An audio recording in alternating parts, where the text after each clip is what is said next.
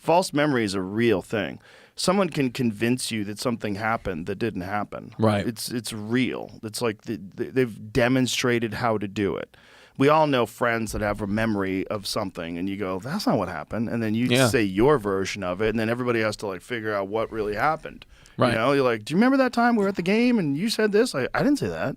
Like that was not me. Yeah. That was Mike. Yeah.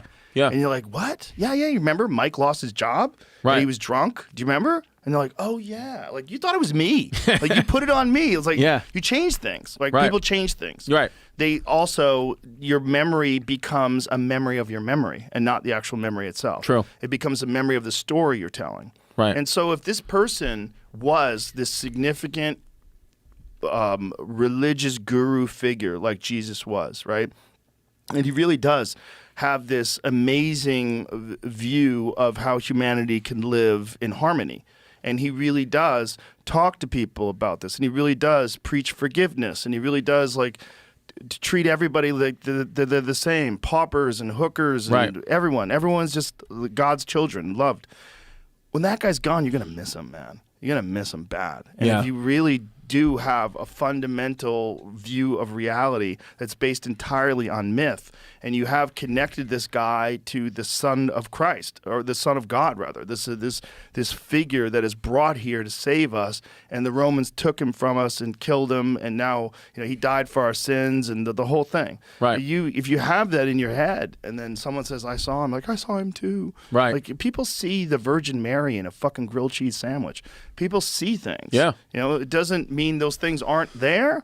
Right. It doesn't mean that isn't a vision, but it also does mean that people see things that aren't. And there's a lot of people that are not that bright.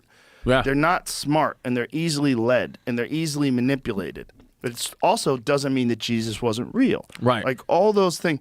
But it's just the likelihood of someone coming back to life is very low. Right. The likelihood of someone taking his body is very high. Right. So if you used like Occam's razor, the simplest solution, the simplest answer is probably what you're searching for. It's probably that someone took the body. Right. Dude, where did they put it? Well, you could put it anywhere. Like no one knows where Genghis Khan is buried. No. Genghis Khan, they did the wildest thing with him. They sent a pack of people to bury Genghis Khan. Then they sent another pack of people to kill the people everybody that went to Genghis Khan's funeral was murdered. They all got murdered by another group of people, and then those group of people got murdered by a separate group to make sure that no one had any understanding at all about where Genghis Khan was buried. Oh my God! To this day, no one knows where he was. And I think thousands of people died to hide his burial. But it's got to be somewhere in Mongolia. Somewhere, right? yeah. Yeah. No one knows. Yeah. Maybe they could do LiDAR over the entire country and figure it out. Well, there'll be somebody will proclaim that they found it at some point. Maybe. They have no idea. So see if you can find that story, because it's a pretty wild story. What about people who they get canonized as saints because you exhume their body and they haven't decayed at all? That's like a big thing.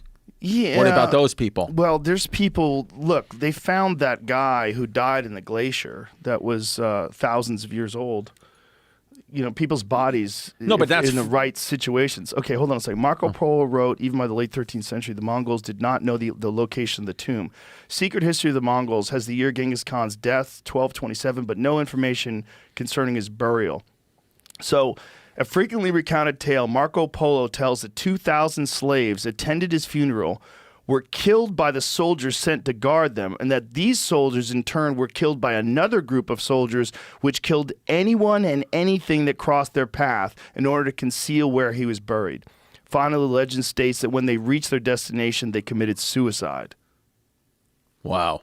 Oh, they commit suicide. So that no one will ever know where he was buried. Yeah. That's wild. It's pretty badass.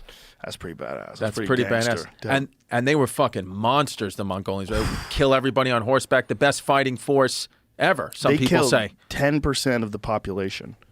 Damn. They killed so many people that they lowered the carbon footprint of Earth during the time he was alive. because so many people died that all the places that they had deforested, they chopped down the trees grew back. Right. And it created more trees, so it created more oxygen, sucked out more carbon from the air, because nothing's better at eating carbon than trees. They live off carbon dioxide. So you could do a core sample and show that these people killed so many people that they lowered the carbon footprint of humans on Earth. That's pretty nuts. They killed somewhere during his lifetime, somewhere between 50 and 70 million people, depending on So how is you there do the anybody, calculations. if you extrapolate that, like, did he kill more people than like Stalin and Hitler? Way more than percentage-wise. Yeah, he killed more than anybody ever. His people did during his lifetime, because they conquered a giant swath of the world. And the Mongols, I think they were in control of like a quarter of Earth. Dude, Asians are fucking brutal. White people, we get the worst rap in history, but Asians fucking kill each other and are so racist and hate each other like you can't imagine, dude. You know, like the rape of Nanking? Yes, Dude, it's like, Japan white did to people never China. did that. Yeah. That was crazy. Bayoneting babies and shit. Yeah, and horrific. Genghis Khan, sometimes I'm like, hey, man, I get white people, I get we have our history, but it's like, so does fucking everybody else. Well, Stop it. It's also just brutal times require brutal people. I mean, that was a brutal time to be alive.